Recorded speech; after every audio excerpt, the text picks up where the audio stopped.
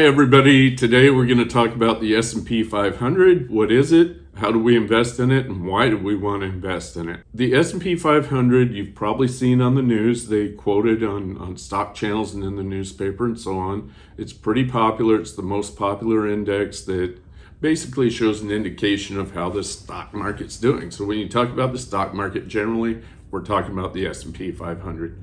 But what is it? It's a list of the 500 largest companies in the United States, and they weight this index. So the biggest companies, currently Apple, are weighted the highest. The next biggest company, the next one Microsoft, and so on down the line. So when you own that, your biggest holding currently right now is Apple, your second biggest holding is Microsoft, and so on. And you add all those up together, and that's the value. So if all those 500 stocks as a total go up in a day, the S&P 500 goes up. If all those stocks as a total go down, the S&P 500 goes down.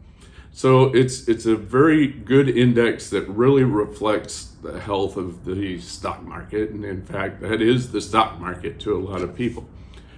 Well, there's several different ways you can invest in that. You cannot buy the index itself, but you can buy things that track the index, such as mutual funds or exchange-traded funds.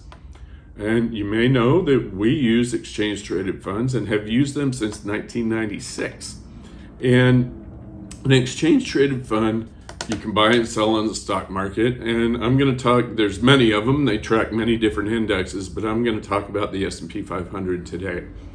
One of the ones we use is the oldest exchange traded fund there is. Came out in 1993. The symbol's SPY, and it tracks the S&P 500.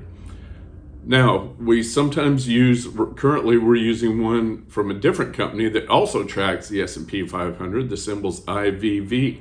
Well, why did we switch? Because IVV had a reduction in the expense ratio.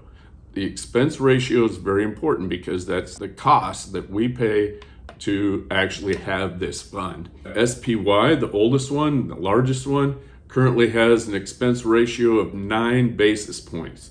What's that mean to you in money? It means for every $100,000 you invest in SPY, it costs you $90 a year. Now, for $90 a year, you get something that gets rebalanced, analyzed, and changed 500 different stocks, and this all happens every so many seconds per day, every single day.